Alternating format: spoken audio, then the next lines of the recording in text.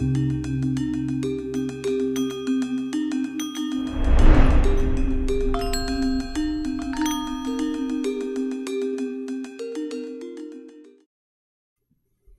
I'm Paul Guthrie. Welcome to part 2 of Get on Board the Wheel. The Get on Board the Wheel series talks about W.D. Farad. Who is he? Where does he come from?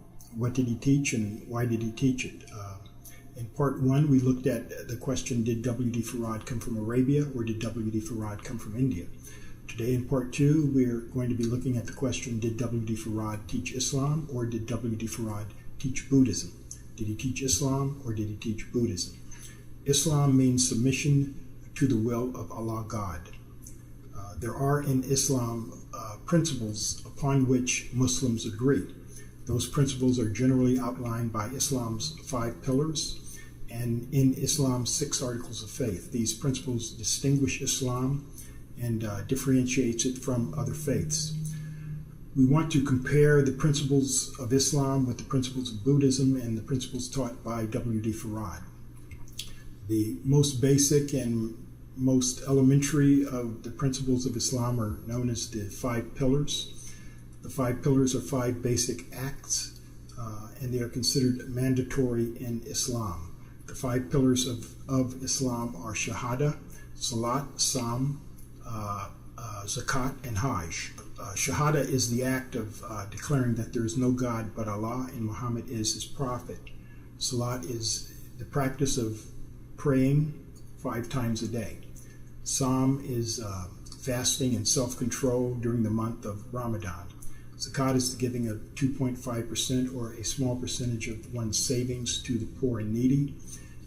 And Hajj is a pilgrimage to Mecca at least once in one's life if one is able to do so. We'd like to begin by going over each of these 5 pillars one by one. Beginning with the Shahada. As I mentioned, the Shahada is the act of declaring that there is no God except Allah and Muhammad is his prophet. So the question is, did W.D. Farad teach the Shahada? The fact is that throughout all of the lessons, W.D. Farad makes no mention of Allah, nor does he make any mention that Prophet Muhammad is a prophet. All the evidence, according to his written words in the lessons that he left and in the letters that he wrote, shows that he neither, and in fact, no one has ever claimed that, no one who was taught by W.D. Farad ever claimed that W.D. Farad practiced the Shahada or that he taught anyone else to practice the Shahada. This is relevant because the Shahada is mandatory in Islam. W.D. Farad's lessons are called the Supreme Wisdom Lesson Book. In that lesson book, there's a document that's called the Instructions Given to the Laborers. Of all of the words, not all of the words in those instructions are words written by W.D. Farad. For instance, some of what appears modernly in that document, some of those words are written by Elijah Muhammad. At the beginning of the instructions, Elijah Muhammad tells us that he added a few words of explanation to W.D. Farad's original instructions. When we look at those few words of explanation, we see that of the approximately 1,800 words in the instructions, approximately 950 of those words are in fact words of explanation written by Elijah Muhammad. And those words of explanation were not added until the 1950s, nearly a quarter of a century after W.D. Farad had already left. This means that about 45% of the instructions given to the laborers, that's less than half of the words in that document, are words actually written by W.D. Farad himself. And pointing out that there are words added into that document, I don't mean to suggest that those words are not at all helpful or instructive, but we can better understand what W.D. Farad taught when we understand which words are his and which words are not his. W.D. Farad wrote those instructions and there were some words of explanation added to them. For instance, instruction number 2, where it says that the consideration for the labors of Islam will be taken under analysis in the near future by Allah. That name Allah was not added onto this lesson until the 1950s. Again, nearly a quarter of a century after W.D. Farad had left. We know that to be the case because we can compare this sentence in this document with the same sentence in the same document as it appeared in the 1950s. Originally, back then, it read that consideration for the laborers of Islam will be taken under analysis in the near future by W.D. Farad. It didn't used to mention Allah. That name was not added until many years later.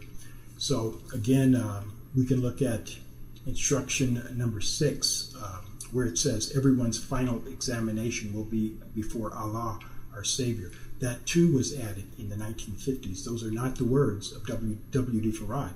And we can look at the early copies of the lessons, and we see that they don't say Allah. In fact, they say W.D. Farad, not Allah. It was not changed to say Allah until many years after W.D. Farad had already left. So throughout all of his writings and all of the lessons, W.D. Farad is not known to have ever mentioned Allah. W.D. Farad does not mention that the prophet is a prophet. Nowhere does he indicate that he's referring to Muhammad, the prophet of Islam. He does not say that anywhere. And this is important because Muhammad is the most popularly used name in the world. There are many millions of people with that name. If you listen to Muslims speak, they will always, out of respect, refer to the Prophet as Prophet Muhammad, not just Muhammad. And this is the point that I'm making here, is that W.D. Farad never taught that Prophet Muhammad was a prophet. In all of W.D. Farad's writings, his only reference to any prophet is in the problem book, at problem number 32, where he says that he does not agree with the old prophet in this time, in this modern time. So regarding the first of the 5 pillars of Islam, the Shahada, the declaration that there's no God except Allah, and Muhammad is his prophet, W.D. Farad does not acknowledge either of the two. The second of the 5 pillars of Islam is Salat. Salat is prayer 5 times a day. In 1957, a book titled Muslim Daily Prayers was compiled under the guidance of Elijah Muhammad. Again, that was a quarter century after W.D. Farad had left. Nowhere in that book, nor in any of his other books or articles or lectures, does Elijah Muhammad say that W.D. Farad practiced Salat, nor that W.D. Farad ever taught anyone else to practice Salat or any form of prayer. That's why the Muslim Daily Prayer Book had to be compiled. It was compiled from materials other than those materials left by W.D. Farad, because W.D. Farad provided no materials that was even suggestive of prayer. W.D. Farad did not practice Salat. There's no evidence that he practiced it, and there's no evidence that he ever taught any of his students to practice prayer. The third of the 5 pillars in Islam is a Psalm. Psalm is fasting and self-control during the month of Ramadan. W.D. Farad did not teach fasting during the month of Ramadan, nor did he teach fasting during the month of December or any other month. These were not introduced until many years after he had left. The 4th pillar is Zakat. Zakat is the giving of a small percentage of one's savings to the poor and needy. W.D. Farad did not practice or teach anyone else to practice Zakat.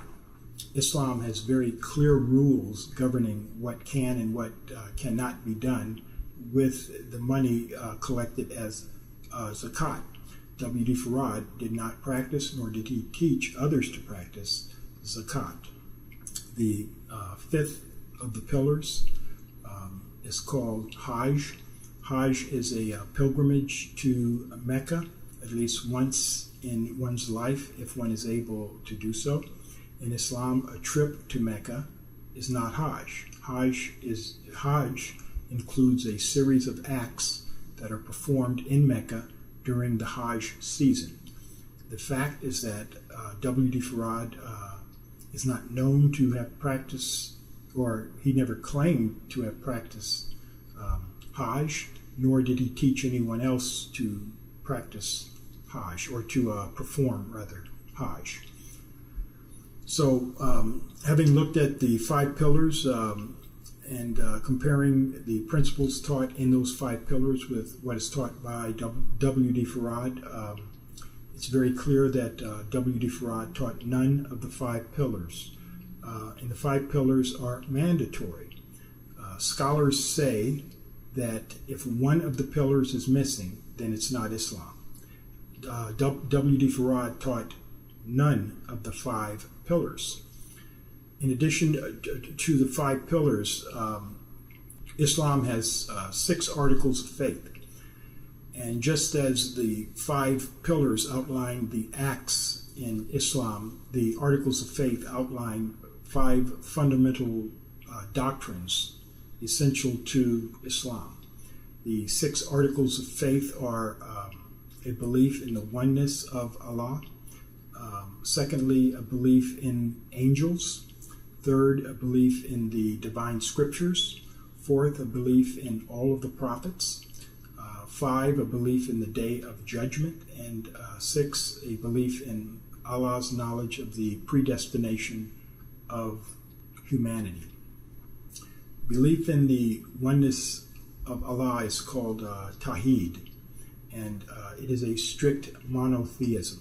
The oneness of Allah is often called Islam's most fundamental concept.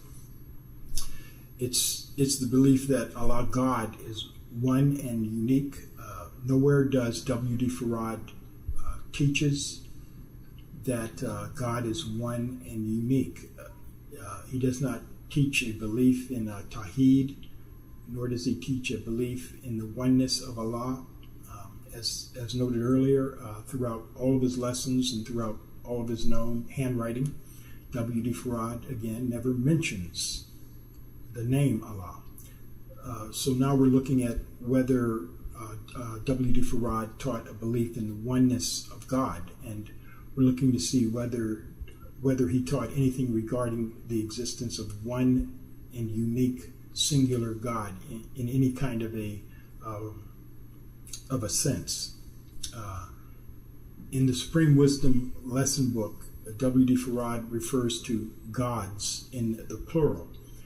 He does not teach a belief in one singular God. Instead, he describes a plurality of gods, and he teaches that these gods are human beings. In question number 1 of the student enrollment, W.D. Farad defines that the original man is God of the universe. By original man, he means the Aboriginal people of the planet, and we know that the word people is plural. In lesson number 2, at question number 38, he uses the word God in the same sense, and he follows that question with question number 39, where he again refers to gods in the plural, where he says, would you hope to live to see that the gods will take the devil into hell in the near future? He says gods, plural. So anyone who is familiar with the teachings of W.D. Farad knows and understands that he taught that both gods and devils are plural people, human beings, not in any sense singular, but rather plural. W.D. Farad's only mention of a singular God is in lesson number 2 at questions 9, 10, and 11, where he asks the question about the mystery God. W.D. Farad teaches that this singular spirit or mystery God does not exist. He taught that the gods are men, and that all gods are born, and that all gods die. He taught that the Creator God, the God who created the heavens and the earth, long ago died. W.D. Farad's teachings that the Creator God has died and has not come back is the complete opposite of the principle of Tawhid. He's saying that there is no Creator God. Most people today, they have no idea that this is what was taught by W.D. Farad.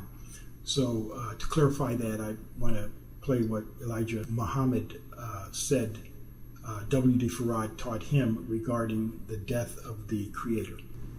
No one has ever seen one come out of the grave. You can say you dream something like that, but dreams is not always true.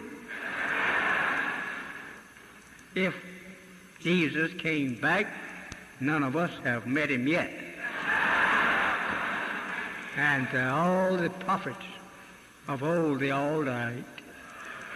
And the creator of this heaven and earth that we live in, he died. We don't meet with him. Now, we're simply looking at the principles of Islam and comparing those principles with the principles taught by W.D. Farad, and that the gods are people, human beings, that there is no singular spirit or a mystery God, and that the Creator God died. That's the complete opposite of Tawhid, the first and most fundamental of the principles in the Articles of Faith in Islam. The second of the 6 Articles of Faith in Islam is belief in the existence of angels. And remember, all of these Articles of Faith are mandatory in Islam. They are mandatory. In Islam, angels are angels. They're not simply human beings with angelic-like natures. In Islam, angels are non-human, heavenly beings made of light who have wings and who have the ability to appear in various forms, including human form. They are not human beings, they are non-humans, and they have wings, and they have the ability to appear as people, human beings. W.D. Farad did not teach a belief in angels.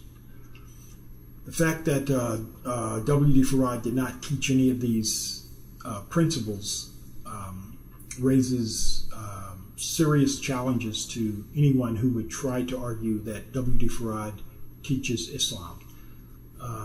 Modernly, it's very popular to hear people claim that W.D. Farad taught some long-lost, secretive form of Islam, but there's no evidence to support that in any way, unless by secretive Islam they really mean Buddhism. But I've heard other people argue that W.D. Farad wanted to teach Islam, or that W.D. Farad intended to teach Islam. But the question is not what did W.D. Farad want to teach. The question is, what did he actually teach? And what he actually taught is Buddhism. Now, let's look at the third of Islam's 6 Articles of Faith. The third article of faith in Islam is belief in all of the scriptures. And while there is some debate as to which scriptures are included, the Quran mentions at least 4 of these scriptures by name. And they are the Torah, or the Old Testament in the Bible, the Zabur, or the Psalms of the Bible, the Injil, or the Gospels of the Bible, and the Quran itself. The first 3 of these scriptures, the Psalms, the Injil or Gospel, and the Old Testament, are books of the Bible. W.D. Farad did not teach a belief in these scriptures. In fact, He refers to the Bible as the poison book, and that's not a complimentary name. As to W.D. Farad's belief in the Holy Quran, which W.D. Farad referred to as the Quran Sharif, W.D. Farad dissuaded people from reading the Holy Quran in English. In a letter dated June the 21st, 1933, W.D. Farad wrote to Elijah Muhammad and said about those numbers of Quran Sharifs, you be careful about reading them. He goes on to say, remember, I have thoroughly examined these Quran Sharifs and the life of Muhammad. All in English are 100% poison by the devil. Unless you can read between the lines, other than that, he or she is going straight into the fisherman's net. These words are clearly in reply to a request made by Elijah Muhammad about reading the Quran and about reading about the life of Prophet Muhammad. And W.D. Farad is dissuading him from reading the Quran and from reading about the life of the Prophet. So W.D. Farad's description of all English language interpretations of the Quran, as well as his description of the English language books that speak of the life of the Prophet, he says all of those in English are 100% poison, not 99% poison.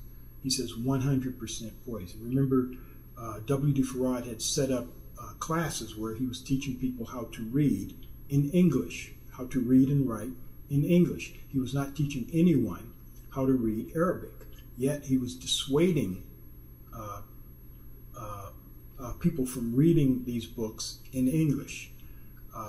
So it's very clear to see that he was not teaching a belief in these books. He says you have to read between the lines. If he was teaching people to believe in the Bible and in the Quran, he would have at least quoted from the Quran somewhere, or he would have quoted from the Bible somewhere, but he does not quote from either of these scriptures. In Islam, the Quran is understood as a scripture revealed from Allah through the Prophet, from Allah, the one God, the creator of the heavens and the earth. And according to W.D. Farad, the Quran is a scripture written not by one God, but by 24 gods, the 24 scientists. He said that 23 do the actual writing and the 24th acts as judge once every 25,000 years.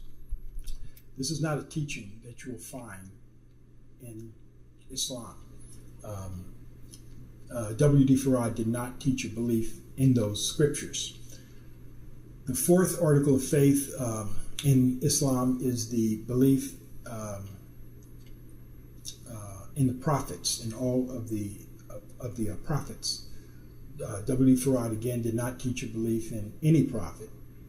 In all of his writings, and again in all of the teachings that we have from him, his only reference to any prophet is in the problem book at problem number 32, where he mentions, he says one of the prophets in the early days.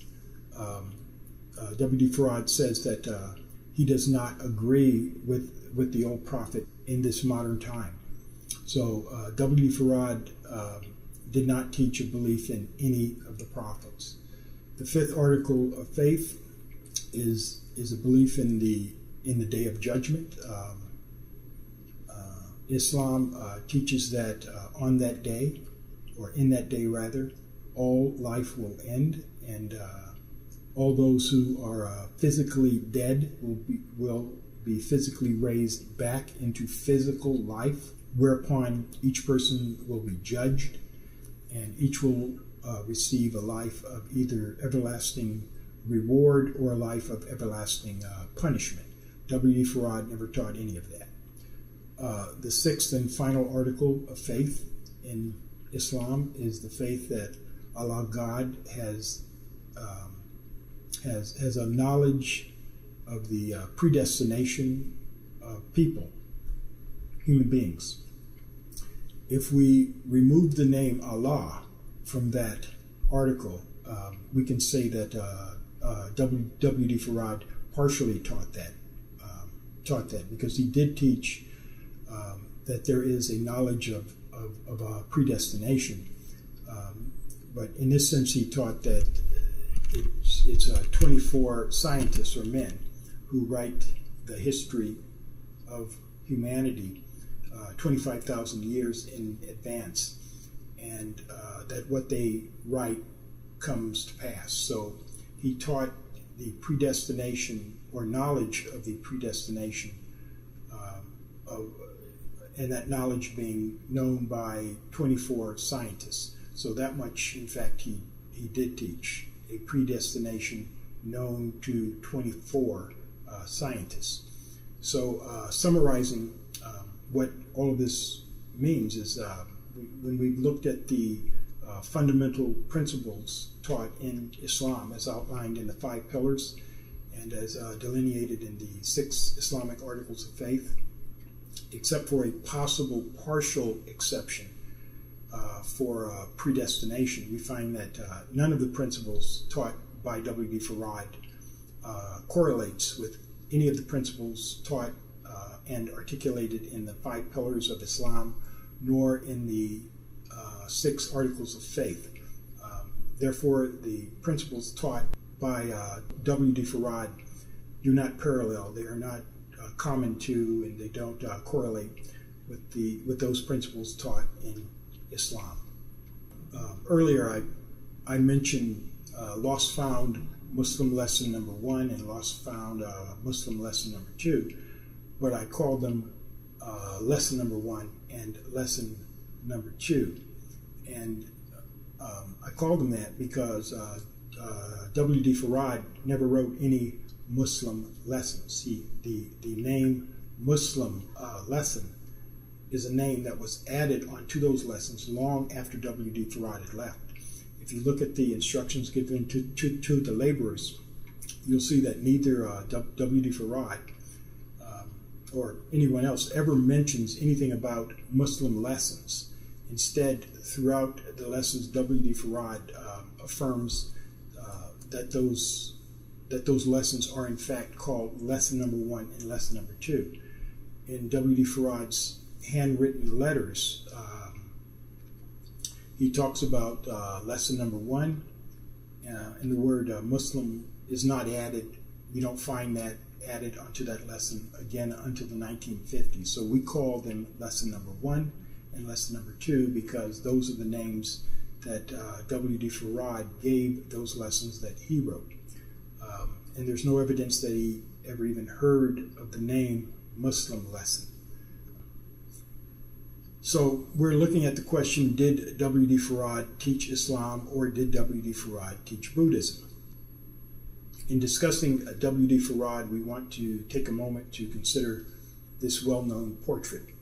This is the portrait that's usually described as a photograph depicting W.D. Farad standing while reading from a Quran. But take a note of a few things. First, if you look at the lower left side of W.D. Farad's coat, down at the bottom on the left side, you can see that his coat is pushed out at an angle. Notice that this part of his coat is not draping straight down as is the rest of his coat. This indicates very clearly that he's not standing, but rather he's sitting on a seat or a stool. And so this portrait then is a picture of W.D. Farad sitting. Now, turn your attention to his face and hair. And you'll notice that he is clean shaven with no facial hair. The general look of this portrait is his clean shaven face, shows nothing indicative or suggestive of the Islamic sunnah or practice wherein it is typical for men to have some kind of facial hair, either a beard or in some cases only a mustache. But his clean shaven face does not suggest any specific characteristics generally associated with a man who is a Muslim. Now, when you look at the hair near W.D. Farad's temple at his sideburns, you can see that his sideburns all the way up up to his temples is shaved or tapered. Also, look at the back of his head. You can see that it's also shaved at the back on his neck. It's closely tapered at the neck. This is a hairstyle that was popularly worn during the 1920s and the 1930s. It was called a bowl cut. And this bowl cut hairstyle, again, is not suggestive of the Sunnah or any tradition that is normally associated with Muslim men. The Sunnah is the way of life that is prescribed as normative for Muslims. The Sunnah has specific rules forbidding the wearing of shaved or tapered hair in this manner, as shown in this photograph. Also in this photograph, you can see that W.D. Farad's hair is parted on the side. This is also not in keeping with the Sunnah. Now, of course, I'm just mentioning some very general rules of Sunnah. However, rarely would you find a picture of a clean-shaven Muslim man wearing a bowl-style haircut or a bowl-cut hairstyle with his hair parted on the side in the 1930s. If you find one, more likely than not, he would be a Persian, such as from Iraq, Iran, India. Granted, there are some Muslim men at that time who did wear this style, but it's altogether irregular. Bear in mind that W.D. Farad is posing for this portrait. He's reading from a book, which many say is a holy Quran, yet he's wearing no head covering. Again, it is not typical for a Muslim man to pose reading from the Quran without wearing a head covering. The general rule is that a man, Muslim man, wears a head covering when reading the Quran, such as a kufi, just out of respect for the Quran, particularly when posing for such a portrait. You can find pictures of men reading the Quran without a head covering, but those are examples generally of men who are unaware that they're being photographed. You'd be very hard-pressed to find a man posing for such a portrait in this manner, reading a Quran in this manner, without some kind of head covering. This is a fact. The point that I'm making here is that nothing in this portrait suggests that W.D. Farad is a Muslim, and nothing in this portrait suggests that the book that he's reading from is a Quran. In fact, this portrait is very typical of the genre that was popular at the time in which this photograph was taken. During the late 19th century and the early 20th century, it was popular for men of science, for men of reason and literacy, to pose for portraits while holding a book, usually with some kind of a pen or a pencil in their hand or in their coat pocket, such as the pen and pencil we see in W.D. Farad's upper coat pocket. Every modern, literate, science-oriented person posed for portraits in this same manner during the same period of time. It was understood as a pictorial statement, a ideological statement. It meant that the person in the picture is part of the, or at that time was part of the new and modern-based movement. This was the age of science and industry. The sciences and reason were challenging to replace religion in society. And portraits of this style were meant to show that the person in the portrait practiced and promoted the new modern scientific mindset. This portrait is an ideological statement, and it is typical of this genre.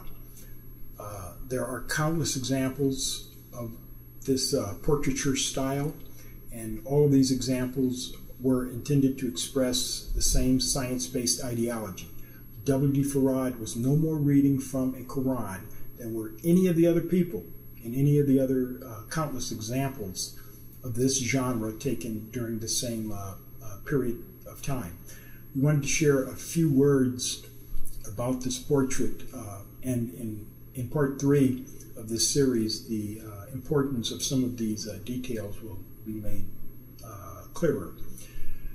Also, the point that we're making today, according to this portrait, which W.D. Farad chose to pose for, there is nothing suggestive, again, that it is the portrait of a Muslim, nor is there any known evidence that the book from which W.D. Farad is reading is a holy Quran. Now, if W.D. Farad did not teach Islam, what then did he teach? In his instructions given to the laborers, he writes, "Do not take on mixed instructions other than our assignments." This is the first place in the lessons where W.D. Farad describes his teachings. He says, "Do not take on mixed instructions other than our assignment." Look closely at those words, and you'll see. If, for instance, someone says, "Do not drink liquids other than water," that only means that water is a liquid. Do not drink liquids other than water.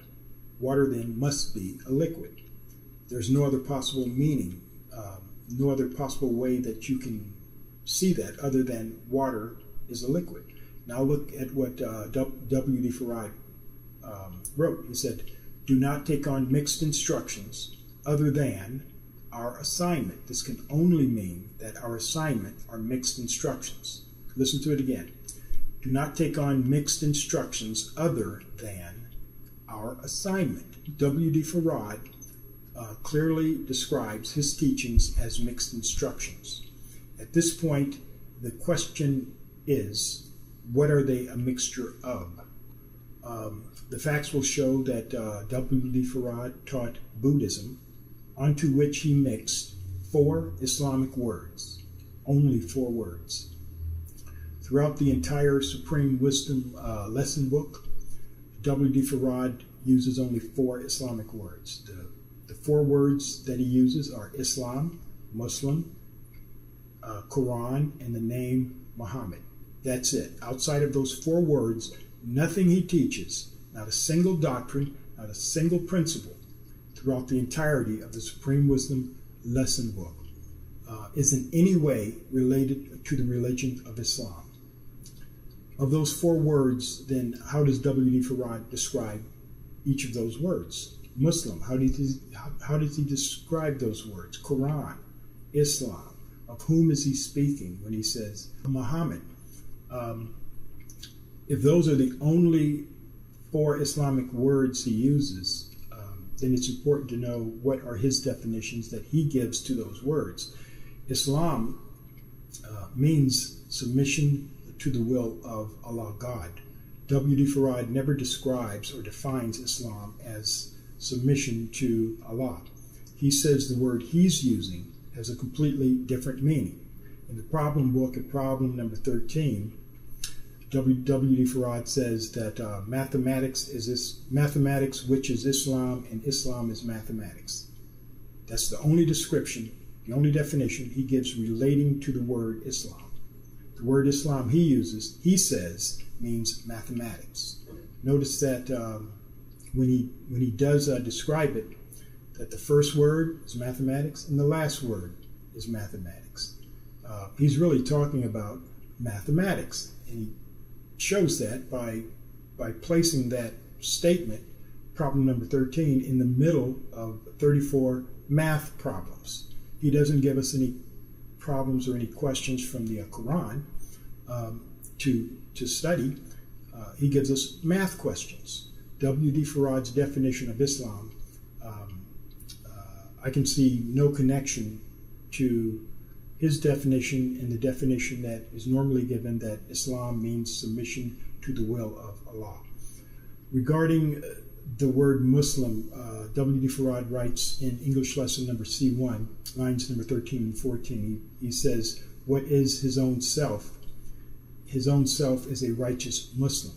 He does not teach that a Muslim is one who submits to the will of Allah. His definition, again, is somewhat different from what is normally used as the definition of that word. A Muslim is one who submits to do the will of Allah. W.D. Farad's definition is his own self is a Muslim.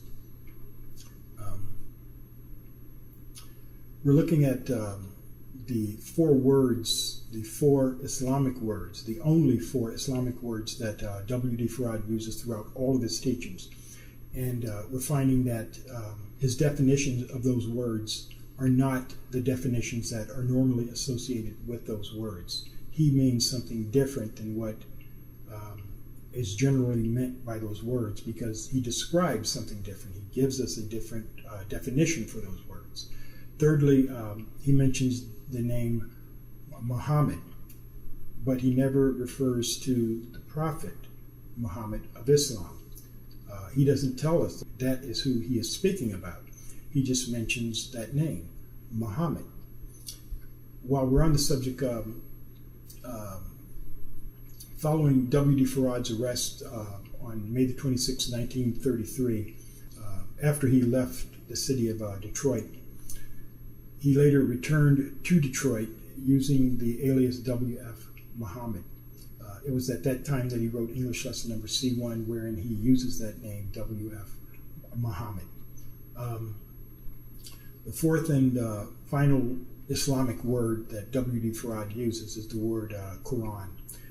And as we noted earlier, W.D. Farad taught that the Quran is a book written by a group of 24 scientists.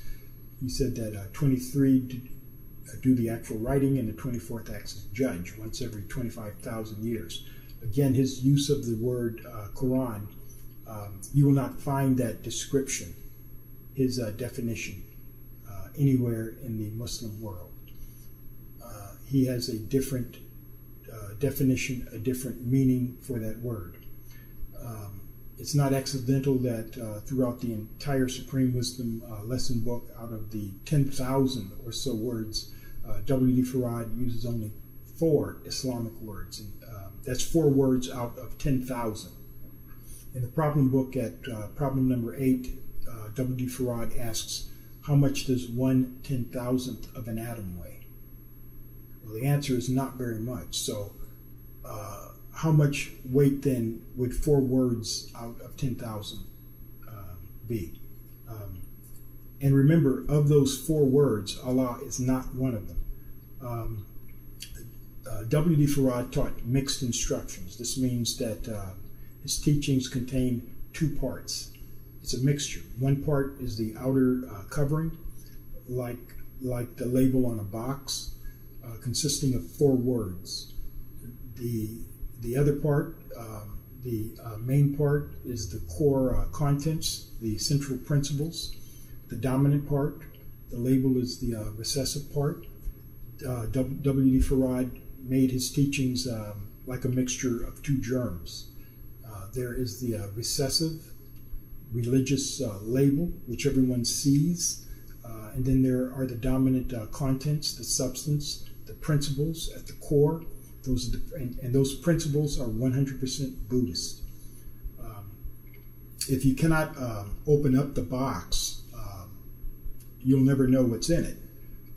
So if you do not have the Supreme Wisdom lesson book that I'm speaking out of, or speaking from, or teaching from, you really have no idea as to whether what I'm saying is true or not. So if you want to study that book for yourself, write me and I'll send you a copy free of charge. Now let's look at the rest of this topic. Buddhism. W.D. Farad's teachings are often called the Supreme Wisdom. W.D. Farad even set up a department of Supreme Wisdom. And there's a Supreme Wisdom lesson book that I just spoke of. Why is it called Supreme Wisdom? Supreme Wisdom is a Buddhist title. In Buddhism, we have the word Panna. Panna is spelled P-A-N-N-A. Panna means the Supreme Wisdom. You can research that. Supreme Wisdom, the name given to W.D. Farad's teachings, is a Buddhist name. The name Supreme Wisdom does not appear anywhere in Islam. You only find it in Buddhism. In Buddhism, Panna, P-A-N-N-A, or the Supreme Wisdom equals 1/3 or 120 degrees of the wheel, or the Eightfold Path. The first words on the front cover of the book, of the lessons, just at the top, the very first words tell you that it's Buddhism. It's right there. Buddhism is not the worship of or the submission to any deity or deities, nor to any person or spirit. Buddhism is not a religion in that sense. Buddhists do not worship any gods or persons. One of the oldest names for Buddhism is Dhamma. Dhamma means reality. Buddhism or Dhamma is a method, it's a practice, it's a science of seeing things as they are. Buddhism has no rituals, it has no dogmas, it has no beliefs. Buddhism is based on experiential knowledge, that's knowledge gained through personal experience. And because Buddhism is based on personal experience, it has no divine scripture. It's not a religion revealed by an external God. Buddhism or Dhamma is not the worship of the Buddha. In fact, Buddhists do not follow the Buddha. The Buddha follows Buddhists. And one of the problems, W.D. Farad describes his teachings as mathematical theology. That's problem number 13 also. It's important to know that Dhamma or Buddhism is strictly a mathematical theology. For example, the Four Noble Truths are the central doctrine in Buddhism. The Four Truths explain the nature of the human condition known as dukkha. Dukkha is D-U-K-K-H-A. Dukkha means dissatisfaction. In Buddhism, the Four Noble Truths are a formula, mathematical formula, describing the condition of dissatisfaction, what causes it, what ends it, and the path or the way to that leads to the ending of dissatisfaction, dukkha. The Four Noble Truths are 1, there is a dissatisfaction. 2, dissatisfaction is the result of causes. 3, ending the causes of dissatisfaction ends the dissatisfaction. And 4, the Eightfold Path, or the wheel, ends dissatisfaction. The Four Noble Truths, as I've mentioned, is a mathematical equation. And here's what the Four Noble Truths look like in a mathematical way. What these 4 lines say is this. In life there is dukkha, or dissatisfaction. Dissatisfaction exists because of unfulfilled expectations. Therefore it follows that the logical negation of false expectations leads to no dissatisfaction. By practicing the Eightfold Path, we achieve the absolute value of fulfilled expectations, which are greater than or equal to the sum total of all expectations. That is a mathematical theology. Mathematics is often called the master science. If you call Buddhism a religion, you have to call it a scientific religion, a mathematical theology. Buddhism is also recognized as a medical science. All of the mindfulness-based cognitive therapies are rooted in Buddhist practices, meditation practices. But the Four Noble Truths are also an ancient scientific medical formula. Expressed in holistic medical terms, the first of the Four Noble Truths identifies the illness and the nature of the illness, what modern science refers to as the diagnosis. The second Noble Truth identifies the cause of the illness, what modern science calls the etiology. The third truth identifies the cure or the prognosis, while the fourth truth prescribes the treatment. The prescription is the Eightfold Path, or what we call the wheel. The Buddhist principle of dukkha, or dissatisfaction, is the central principle W.D. Farad points to in the history of Yaqub. He said that during the time of Yaqub, dissatisfaction had reached 70%. He said that today dissatisfaction is near 100%. Dissatisfaction is a central principle in W.D. Farad's History of Yaqub, and likewise the solution for the problem for dissatisfaction is the central principle in Buddhism. Also, Buddhism is mathematical because everything in Buddhism can be described in mathematics in terms of numerically. We talked about the Four Noble Truths. There's the Eightfold Path, the 9 jhanas, the 5 precepts, the 12 steps of dependent origination, the 5 aggregates, the 3 attributes of phenomena, the 4 foundations of mindfulness, and we could go on to list more than 600 other additional teachings in a mathematical way. Let's look at some of the more important parallels between Buddhism and the teachings of W.D. Farad, and let's compare them and see whether they are different or the same. Earlier we noted that W.D. Farad teaches that God is the human being. The first question in student enrollment asks, who is the original man? And he finishes his answer by saying that the original man is God of the universe. In lesson number 2, question and answer 1, it describes God as the original people. Throughout all of his teachings, W.D. Farad, again, never teaches the existence of any God other than the human being. This is crucial and significant. W.D. Farad taught that God has nothing to do with any spirit or unseen being. In lesson number 2, question 10, W.D. Farad asks, who is that mystery God? And the answer reads in part, there is not a mystery God. And again, in question number 12, he says, tell us, why does the devil not teach that? And the answer, he says, because he desires to make slaves out of all he can so that he can rob them and live in luxury. So W.D. Farad taught that such a religious interpretation of God, a spooky, rather, interpretation of God, are tools that have been used to enslave people mentally. For many years, the teaching of God as the human being has existed around the world in various times and various cultures. It's existed as a secret teaching, inner teaching, or secret teaching, and today it's still found in the esoteric traditions of most of the Western religions. In these religions, the esoteric or secret teachings have been kept and handed down among a small group of learned masters or adepts.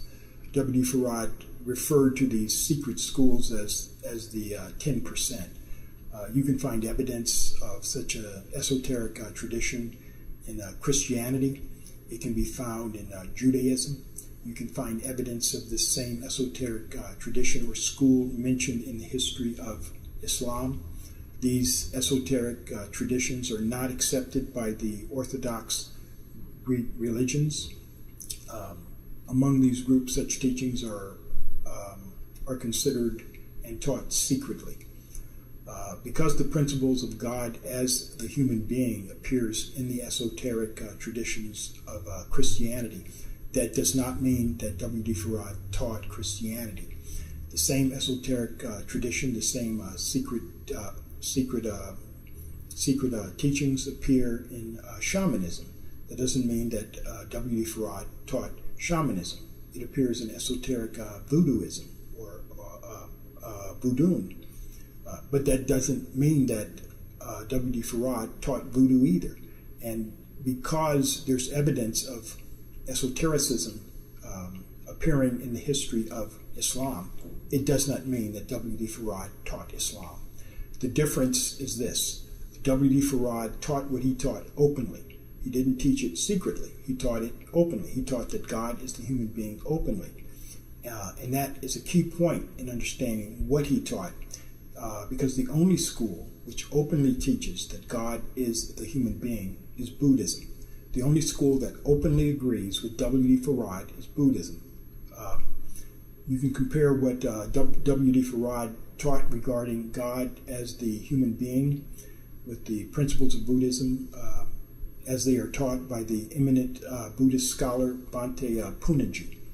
And God from the Buddhist point of view is not the creator of the world, it is the human being who reaches that state. So God is a human concept, which is the ideal of perfection, which human beings conceive and struggle to realize through the practice of religion. And therefore, God is simply the ideal of perfection that human beings themselves can reach. And when they have reached, we call such a person a Buddha. And then when we say Buddha, we are not just talking about an ordinary human being, but one who has risen above and transcended the human state. And that person is the Buddha, one who has become God, the God become, Brahma Bhuto. And God from the Buddhist point of view is not the creator of the world, it is the human being who reaches that state. In Buddhism, God is not the creator of the world, rather God is the wide-awake human being. That's not taught in Islam, that's Buddhism. And that's exactly what W.D. Farad taught. Buddhism. To teach that openly in Islam, it's called shirk. To teach that openly in Buddhism, it's just called Buddhism. W.D. Farad taught that heaven and hell are two conditions of life. He teaches that heaven and hell are not places where we go after we die, but rather they are conditions or experiences, things that we experience here on earth in our lifetime. That's the Buddhist view. Buddhism teaches that heaven and hell are two conditions of life experienced here on earth in the here and now while we are alive. And remember, Islam teaches that heaven and hell are places you go after you die. W.D. Farad taught Buddhist principles of heaven and hell. W.D. Farad says, sit yourself in heaven at once. How is that possible if heaven is a celestial place that you can only go to after you physically die? W.D. Farad describes a Buddhist heaven here and now, which is as it is also taught in Buddhism. So whereas in Islam, one of the main principles is belief in the physical resurrection of the human being after physical death, Buddhism teaches mental resurrection and awakening. This again is the same mental resurrection spoken of in the teachings of W.D. Farad. In Buddhism, the raising of the dead refers to our mental reawakening. And it all takes place inside of us, not in the sky. Buddhism teaches that there's no soul or spirit and no other fixed entity such as a Atman, as the ancient Aryans called it, which lives on after we die. And W.D. Farad taught the same exact thing, that there is no soul or spirit that lives on after we die. This is one of the main principles taught by W.D. Farad, and it's one of the main principles taught in Buddhism. So Buddhism does not teach reincarnation or rebirth. In fact, none of the languages which the Buddha spoke even had a word for either reincarnation or rebirth. What the early Buddhist texts talk about is re-becoming. Re-becoming is not reincarnating. Most people re-become many times throughout the course of their lifetime. If you look closely, you'll know that throughout your life you have re-become many times. But Buddhism teaches that no soul or spirit continues after physical death, and W.D. Farad taught the same thing. W.D. Farad taught Buddhist principles. W.D. Farad taught about the law of change and the law of dissatisfaction. and he taught that there's no such thing as spirits that are capable of surviving physical death. These three principles, just as they're taught by W.D. Farad in Buddhism, are known as the three characteristics of existence. The three characteristics are taught in only two schools. They're taught by W.D. Farad and they're taught in Buddhism. The law of change, the law of dissatisfaction, and the law of no soul or spirit that survives physical death. W. Farad's description of the law of change, dissatisfaction, and no soul are described in the ancient Pali language as anicca, dukkha, and anatta. It's A-N-I-C-C-A, then dukkha, D-U-K-K-H-A, and anatta, A-N-A-T-T-A. What causes rain, hail, snow, and earthquakes? What causes high blood pressure, aches and pains? What caused a certain person's heart to beat 78 times per minute? What caused this to kill him at age 45 or at 45 years of age? These are a few of the questions asked by W.D. Farad. Each of these questions relates to the law of cause and effect. And each question is answered not by a mystery cause, but it's answered by a realistic cause. In Buddhism, this law of cause and effect is called the law of dependent origination. In Islam, Allah is the cause of all things.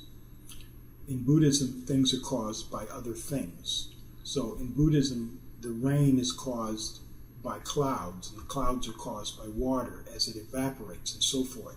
It's the law of dependent origination. Today, it's well known in science, but it's been a principle of Buddhism since ancient times, and it's identical with the principles taught by W.D. Farad. To further show the connection between W.D. Farad's teachings and the law of dependent origination, as well as its connections to the three characteristics of all phenomena, you can consider this. W.D. Farad taught that the first law of the universe is the law of motion. Now, motion is only change relative to time and space. W.D. Farad's second law of the universe is the law of order. And order only means that all things are subject to the same laws, that all things are subject to cause and effect. In Buddhism, we have the law of change, anicca, the law of dependent origination, the principles taught in Buddhism, and the principles taught by W.D. Farad as the first and second laws of the universe are identical. W.D. Farad taught Buddhist principles. In the history of Yaqub, W.D. Farad teaches that the principle of magnetic attraction and repulsion led to the making of an unskillful human being, a devil. In Buddhism, these same principles, attraction and repulsion, are known as upadana and tana, or clinging and aversion, attraction and repulsion. In Buddhism, it's known as clinging and aversion. And in Buddhism, it's the same magnetic clinging and repulsion that is responsible for the shaping and the making of an unskillful human being. W.D. Farad taught that everything in the universe has a wobble. In Buddhism, this wobble is called dukkha. We spoke earlier about dukkha. Dukkha is an ancient Pali word. Dukkha means dissatisfaction and wobble. So it's often translated as meaning either dissatisfaction or suffering or a wobble. The word dukkha is the spinning of an unbalanced wheel. So it means wobble, stress, dissatisfaction, suffering. W.D. Farad taught that the universe has a wobble.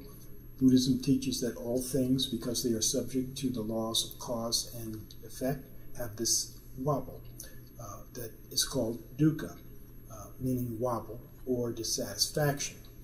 W.D. Farad taught against slavery, all forms of slavery, physical and mental. Buddhism is the only school which from its inception rejected slavery in all its forms, both mental and physical. So W.D. Farad's teachings relative to slavery are held as teachings in Buddhism.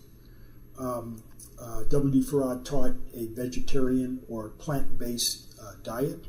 He said that the best foods are fruits and vegetables, that some meats are better than other meats, but that it's best to not eat meat. Buddhism likewise teaches a vegetarian diet, and it teaches, just as taught by W.D. Farad, if you want to eat meat, you're perfectly free to do so. Now, here's something interesting. W.D. Farad said, if you must eat meat, eat kosher meat. He said all meat, such as lamb, beef, or chicken, he said to buy it from a strictly Orthodox Jewish butcher. He said, be certain it's an Orthodox kosher butcher. Consider this. If W.D. Farad was teaching Islam, and there were thousands of Muslims living in Detroit at that time, Detroit and Chicago at that time, why did he not recommend halal meats? There were plenty of halal Muslim markets in Detroit, but he didn't teach halal meats. He said to eat Jewish kosher meats. Further, W.D. Farad forbade many foods such as catfish, which are perfectly permitted in Islam, and they say that it's wrong to forbid that which Allah has permitted. He banned many foods that are permitted in Islam. He said, do not eat them. But he only forbidded those meats, or forbade, I guess, those meats that are forbidden in Jewish law. When it comes to flesh or a meat, W.D. Farad taught a Buddhist Jewish diet. That is without any doubt. When it comes to meat, it's not halal meats. Look at the list of the meats. It's always Jewish meats. Eat the meats that are approved in the kosher school, not halal. That's just an interesting point there. But the main dietary principle in W.D. Farad's teachings is the eating of one meal a day. The practice of eating one meal a day does not come from Islam. One meal a day is completely foreign in Islam. You won't find a single Muslim source which teaches eating one meal a day. Eating one meal a day is 100% Buddhist. It's a Buddhist teaching. The Buddha instructed his students to eat one meal a day, and eating one meal a day has been a regular practice in Buddhism for the past 2,600 years, at least. So those practicing how to eat to live are practicing a Buddhist diet. If you're eating one meal a day, you are practicing something that has been taught in Buddhism for at least 2,600 years, and everyone knows about it. W.D. Farad taught a thorough knowledge of self. You don't hear that phrase used often in the general public. They often say he came to teach us a knowledge of self and a knowledge of other than self. This is pure Buddhism. For now, I just want to point out that this concept of the knowledge of self is found all over India. W.D. Farad's use of the phrase knowledge of self should not be confused with the words Hindu jhana or Atman jhana, which is the Hindu phrase for in Sanskrit meaning knowledge of self. The Hindu Atma jhana is what W.D. Farad called the knowledge of other than self. We'll do a Buddhist talk, a Dhamma talk rather, on that subject. But the phrase knowledge of self is a Buddhist phrase. Another of W.D. Farad's principles is expressed in the phrase do for self. He taught a tradition of self-reliance. A Muslim is one who relies totally on Allah. W.D. Farad asked the question, will you sit at home and wait on a mystery God to bring you food and water? He said, don't rely on a mystery God to do for you what you can get up and do for yourself. Buddhism is rooted in self-reliance. No other school allows such total freedom. It's freedom from the reliance on spirits and angels and other celestial beings.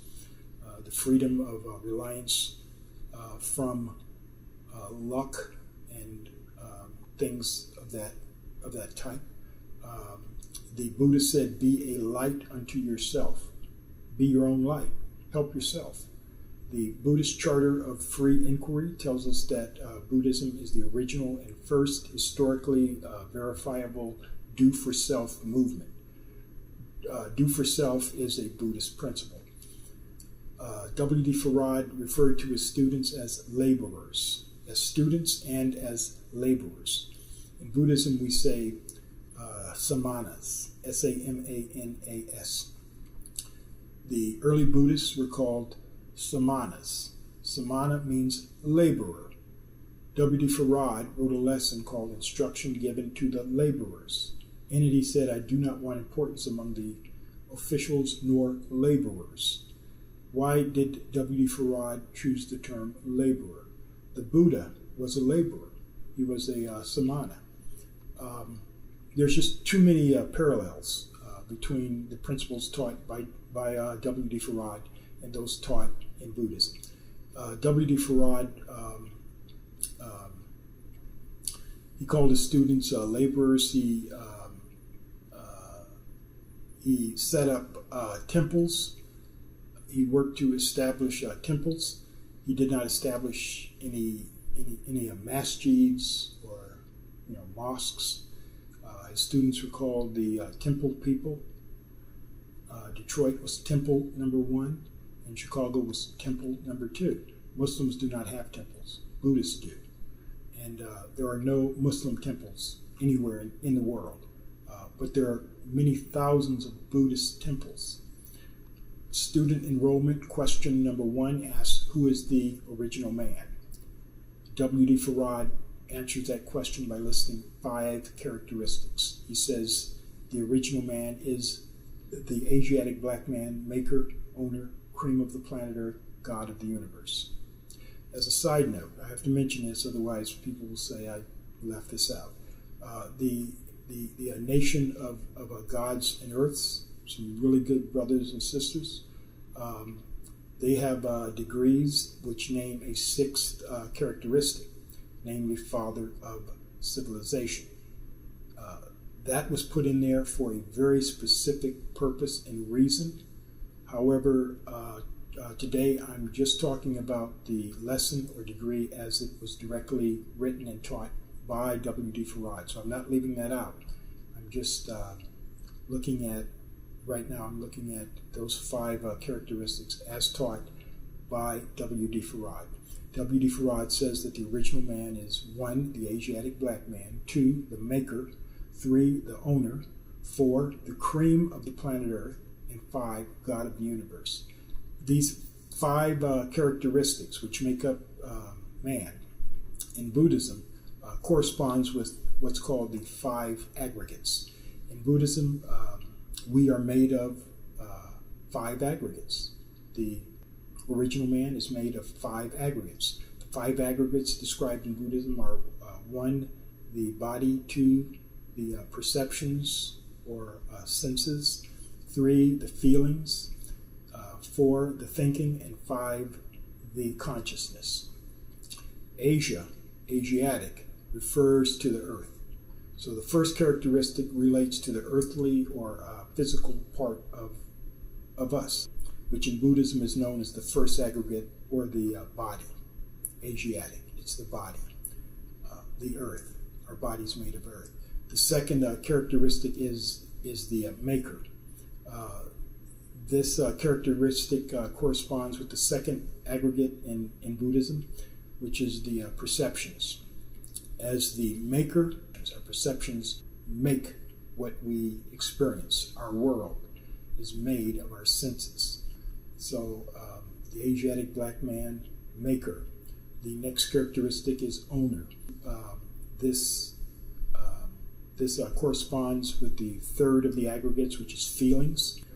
We come to own the world. We feel attached to the world, and we cling to it as a possession, as something we own through this third aggregate of feelings, mostly through the feelings of pain and pleasure. The fourth characteristic is the cream of the planet Earth. Just as the cream rises to the top, the fourth aggregate is thinking. Thinking differentiates the higher man from the lower man. Real thinking occurs when we're able to rise above emotions, above the third aggregate of feeling. Lastly, the fifth of the characteristics is God of the universe, and this corresponds with the fifth of the five aggregates, which is the consciousness. And while thinking may be the cream of the planet Earth, the fifth aggregate, consciousness, is God of the universe. It's over all of the other groups, aggregates rather. The universe is the totality of the human being. So the original man, as described in the lessons, is the complete and whole human being, or the five aggregates of Buddhism. He's complete physically, perceptually, emotionally, intellectually, and he is fully awake. He's fully conscious. He or she is fully awake. This is what's called the original mind. It's also called beginner's mind.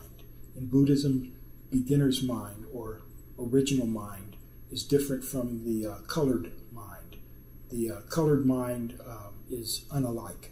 It's described as having only three attributes. It's rooted in the third aggregate, emotions. The colored mind never really rises above emotion.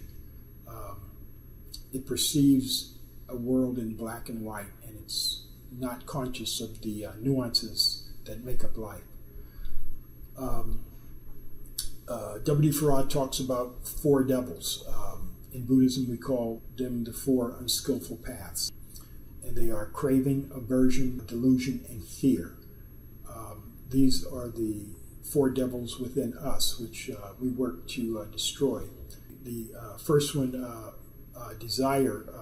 We desire to accept other than our own and to be other than ourselves. That's the first of those three, of those four rather. Craving, another word for craving is a desire. Through aversion or repulsion, we are easy to lead in the wrong direction and hard to lead in the right direction. Thirdly, we are too easily deluded and too easily believe in the lies of the 10%. And the fourth and last of the four is a fear. And W.D. Farad told us, he wrote in the beginning of the Supreme Wisdom lesson book, he says, "Fear not." And in English lesson number C1, the very end of the book, he says that fear, in part, makes us other than ourselves. If we cannot face our own fears, then we are not free. The other side of fear is anger. That's the flip side of fear is really anger, and that's why there's such a anger problem. Anger, people get angry really easily. It's not that they're really angry. It comes up out of fear. It's really fear, a different face that's put on fear. W. Farad taught that Buddhism is 35,000 years old. Earlier, we defined Buddhism as a method that's developed to cure a condition which Buddhism calls dukkha. or dissatisfaction. And Buddhism or Dhamma means reality. Reality has always existed, but there was a time when Buddhism, as a method to restore balance, mental balance, was not needed. So Dhamma has always existed. Reality has always existed. But there was a time when a method had to be developed to bring us back into a balance. And W.D. Farad said that method became made 35,000 years ago. In the final answer of student enrollment, W.D. Farad says that 35,000 years ago, or he says Buddhism is 35,000 years old. That answer is referring in part to a mass migration, which modern science says took place around between 40 and usually 55 or 60,000 years ago, but which scientists in the 1930s dated to around 35,000 years ago. So W.D. Farad teaches that Buddhism is 35,000 years old. And elsewhere he taught that Shabazz lived 50,000 years ago. Also, Shabazz, we're told that Shabazz saw things differently from the other scientists. From the time of Yaqub back to the time of Shabazz, the only individual we hear anything about is Shabazz and Buddha. After the time of Buddhism, the first individual we hear anything about is Yaqub. Shabazz carried out his work by himself, and the Buddha carries out his work by himself, and all Buddhas do what they do singularly. And W.D. Farad carried out his work by himself. In English lesson number C1, he says, "I came to North America by myself."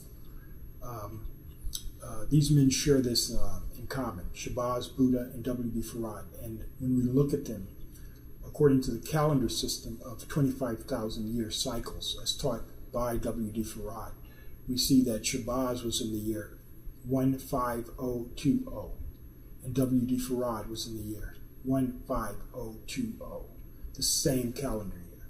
So when W.D. Farad says that Buddhism is 35,000 years old, he perfectly positions Buddhism right in the middle between the two men at the year 5020. So W.D. Farad, by saying that Buddhism is 35,000 years old, W.D. Farad is showing the parallel or the comparison between his work and the work of Shabazz and the work of the Buddha. It's been said that W.D. Farad's greatest teaching is accept your own and be yourself. In Buddhism, we call that the triple gem, or the three jewels. Anyone who accepts the three jewels is normally considered a Buddhist. The three jewels are: 1, accept your community; 2, acknowledge the Dhamma; and 3, be the Buddha nature within. Accept the community, acknowledge the Dhamma, and be the Buddha nature within. Accept your own and be yourself. To accept your own is to exercise responsible conduct as a member of society. To be yourself is to exercise responsible conduct as an individual within society. Both of these have to be balanced. To accept your own speaks of the collective, and to be yourself speaks of the individual. Accept your own and be yourself. W.D. Farad's greatest teaching is a perfect expression of Buddhism's triple gem. Now, what name does W.D. Farad give to those who successfully study and practice what he taught? In problem number 13, again, W.D. Farad says, big fields are waiting for the wide-awake man to work out, as part of the final instruction. And it talks about a future promise, and that future promise is made to those who W.D. Farad call the wide-awake man. Well, what does the name Buddha mean? The name Buddha means the wide-awake man. Buddha means the wide-awake man. Big fields are waiting for the wide-awake man to work out. The wide-awake man is the exact English translation of the name Buddha. A Buddha is any wide-awake man or woman. This is a fact. Actual fact means reality, that which is, now, Dhamma. In problem number 12, W.D. Farad asks, what means and methods shall be used to remove poison and rust from of said the worst one? He asks, what means and methods shall be used? In problem number 32 of the problem book. What means and methods shall be used?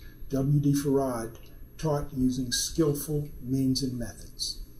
In Buddhism, it's perfectly acceptable that a teacher uses upaya, U-P-A-Y-A, upaya, which means skillful means and methods. It's perfectly okay for a teacher to use upaya, skillful means and methods, when teaching among specific groups of people. Upaya, or skillful means and methods, are any means necessary to reach that specific group or people whom the Buddha is trying to teach, or the teacher is trying to teach. Different cultures, they can use different means and methods. In Buddhism, upaya is the principle that allows a teacher to use those means and methods that are necessary, no matter how strange, no matter how unorthodox sounding, no matter how strange sounding. They can teach Buddhist principles using any means or methods that are tailor-fitted for that specific audience. Upaya are teachings tailor-fitted for a specific group or situation, to a specific audience in a specific place at a specific time in their development. It's considered skillful if it helps them to respond. W.D. Farad taught using skillful means and methods. That's why he taught in the way that he taught. It was skillful. How do we know it was skillful? Look at what it produced. It's been said that W.D. Farad was an extraordinarily resourceful teacher. He would use numerous books and other sources to help demonstrate his points. It said that he would often use the book Anacalypsis by Godfrey Higgins. Anacalypsis by Godfrey Higgins. He would use that book to point out various aspects of his teachings. In Volume 1, Book 1, Chapter 4 of Anacalypsis, Godfrey Higgins talks about there were two ancient Ethiopias. He says one was in Africa, and he says that the other was in India. He refers to these two Ethiopias as the great black nation of Asia. He says that the Buddha was black. He says that the builders of ancient Kemet, or Egypt, were the same people as the ancient black Buddhists in Asia, India. In Volume 1, Book 5, Chapter 8, Higgins talks about the black nation of Buddhists in Asia. On page 255, he says that, quote, he says that a nation of blacks formerly ruled over all of Asia, end quote. And he relates that this original Asiatic black nation was Buddhist. This is all from the same book that W.D. Farad used to teach out of. The main message of the book Anacalypsis is that the ancient Asiatic black nation was Buddhist. And it's a book that W.D. Farad is said to have often used in his teaching. We really need to reassess W.D. Farad, that man, and reassess our understanding of what he taught. W.D. Farad taught that the world will be destroyed and that a new world will come into being. He classified the old world way of thinking as mental slavery, suffering, and death. He taught that mental slavery, suffering, and death is the condition under which we currently live, and said that the instrument through which the old world would be destroyed and by which a new world would be ushered in is the wheel. Just as the cross is the symbol of Christianity, and just as many people associate the star and the crescent as a symbol that they associate with the religion of Islam, the wheel is the universally recognized symbol of Buddhism. The wheel is universally recognized as the symbol of Buddhism all around the world. The wheel is Buddhism. It describes the Eightfold Path. W.D. Farad said that when the wheel appears, the message of the wheel is to go inside. And that is the message of the wheel of Dhamma, is to go inside, not inside of your house or inside of a temple made of stone or wood, but to go inside yourself. That's where the work of Buddhism is done. The wheel is often described as a weapon. One of the ancient names given to this weapon, this wheel, is Dhammachakra. The purpose of the wheel is to destroy the world of mental slavery, suffering, and death. That's the world that exists inside of our heads. When that world is destroyed, a new world is built. Some people call it the hereafter. When you're in it, it's no longer called the hereafter. It's called the here and now. W.D. Farad's teachings, it said in his teachings that the wheel was built off one of the islands of Japan and was completed in 1929. Now, we'll go into this in greater detail in part 3 and 4 of this series. And we have some highly explosive information on this topic in part 3. But for now, consider this question. Why was the wheel built in Japan? Japan was a Buddhist nation. They practiced Shinto Buddhism. Why didn't Muslims build it? Why was it built by a Buddhist nation? And when I say Japan was Shinto Buddhist, you can be Shinto and still practice Buddhism. You can be whatever you choose and still practice Buddhism. It's not a religion that you practice it to the exclusion of all other things. It's a science. And just as you can be whatever you are and still practice science, you can be Shinto and still practice Buddhism. And Japan was a Buddhist nation, and they practiced Shinto Buddhism. W.D. Farad used, and they built the wheel according to the teachings of W.D. Farad, and they completed it in 1929, a Buddhist nation. W.D. Farad said that,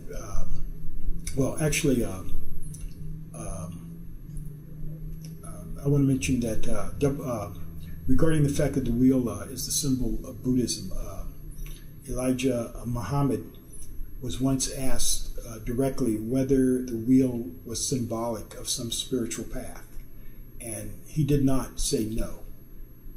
His answer was simply, the wheel is nothing to play with. And it is nothing to play with. It's something to understand. In the early days, they used to draw diagrams of the wheel on the blackboard. It said that there was a diagram of the wheel on a blackboard and that the FBI took the blackboard. Why did they stop drawing it? That's a question that people should consider. Why did they stop drawing it? If the FBI already had the picture, why stop drawing it? Think about that. Some of the teachings which over the years had been lost or discarded or thrown away, some of it was preserved by the Nation of Gods and Earths. If you look at their flag depicts a 8-pointed star, and that 8-pointed star is very similar to the diagram that used to be drawn regarding the wheel, the Dhammachakra. On the blackboards, it's the same wheel talked about by W.D. Farad. It's very similar to that. In November of 1932, the Detroit Free Press ran a series of articles concerning W.D. Farad's Temple No. 1. And in one such article, Detroit detectives Oscar Berry and Charles Snyder described the insides of Temple No. 1. The article stated, quote, "The walls are covered with many weird designs which apparently are symbols," end quote. One such symbol remained on the wall and can be seen on the cover of the August 1934 Final Call to Islam newspaper published by Elijah Muhammad. When you look at that symbol, you can see that it is in all respects similar to the Buddhist mandalas and the Dhammachakras, having 8 sections. In this case, 4 dark and 4 light sections. In February of 1975, it was reported that Elijah Muhammad's last words were, "Read the book Subliminal Seduction." Subliminal Seduction is a book about how messages can contain symbols or other messages hidden within the message itself. Read the book Subliminal Seduction. What was he saying? Why didn't he say read the Quran? Instead, it's reported he said read Subliminal Seduction. Very obviously, he knew that there is a message within the message, a wheel within the wheel. They knew in the early years, way back in 1936, Elijah Muhammad wrote a letter which says there are things hidden in the lessons. And they used to always say, study your lessons, study your lessons. People thought that they knew what was in the lessons, so no one ever really studied their lessons, it seems. Things are not readily apparent if something is hidden inside of something. It is hidden beneath the surface of something, or tucked away inside of something. Sometimes it's just missed, it's overlooked. And I submit that what we've been talking about today is part of the message within that message. And I ask that you weigh it and consider it. W.D. Farad used a number of symbols. He used a number of subliminal codes throughout his lessons. For example, in English lesson number C1, if you look at lines 6 through 11 in English lesson number C1, they say, number 6 says, he likes the devil because the devil gives him nothing. Why does he like the devil? Because the devil put fear in him when he was a little boy. Why does he fear now since he is a big man? Because the devil taught him to eat the wrong food. Then he says in line 11, does that have anything to do with the above question number 10? Now, stop and think about these statements for just a moment. He says, does that have anything to do with the above question number 10? Number 10 is not a question. The question is number 9.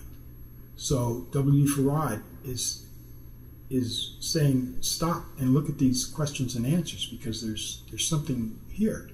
He's asking a question. Numbers 6 through 9 are a palindrome. Do you notice that it's written backwards? Let's look at it backwards. Starting with number 9. Number 9. Why does he fear now since he is a big man? Because the devil put fear in him when he was a little boy. Why does he like the devil? He likes the devil because the devil gives him nothing. When read forward, the words are choppy, but when read backwards, it makes perfect sense. It makes more sense backwards than it does forward.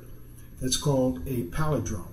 A palindrome is a way of coding words or sentences in such a way that they can be read backwards. 6 through 9 is written in the style of a palindrome. That's a code.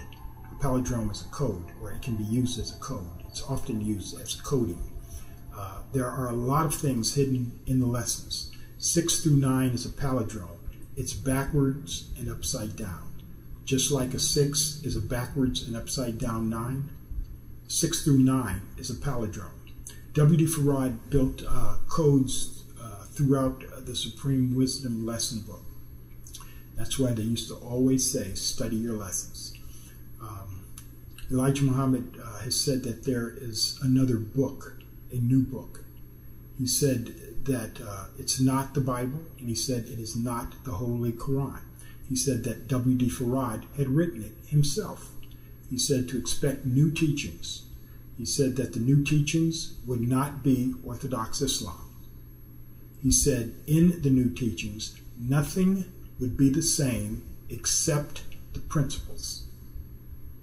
nothing would be the same except the principles. If nothing is the same except the principles, then the new teachings have to have a new name, a different name.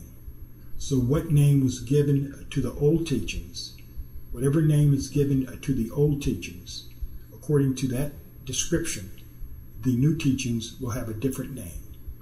They will only have the same principles. Nothing is the same except for the principles.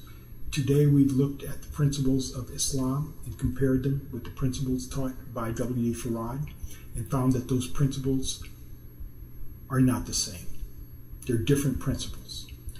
We've also compared those principles with the principles taught in Buddhism, and we've demonstrated that the principles found in Buddhism and the principles taught by W.D. Farad are the same. They are compatible. In closing, I'd like to point this out. A long-standing tradition among the students of W.D. Farad has been that at the end of their talks, they would often conclude with the question, how many of you believe what you've heard is true and that it is good for our people? Then they typically would say something along the line of, then how many of you would like to help us, etc. The traditional closing used by W.D. Farad students traditionally is the same as the closing statement in the Anguttara Nikaya, the mathematical teachings of Buddhism. In the Kalama Sutta, the Buddhist Charter of Free Inquiry, it too ends by saying, help yourself, accept as true that which you test for yourself, and know to be good for yourself and others. Both of these closing statements are identical. They're the same. One is in the form of a question, while the other is in the form of a statement. With that, I'd like to say, if you enjoy listening to these talks, feel free to write to me, write to us. Also, I invite you to study with us. Until next time, I'm Paul Guthrie saying big fields await the wide awake. Thank you for listening.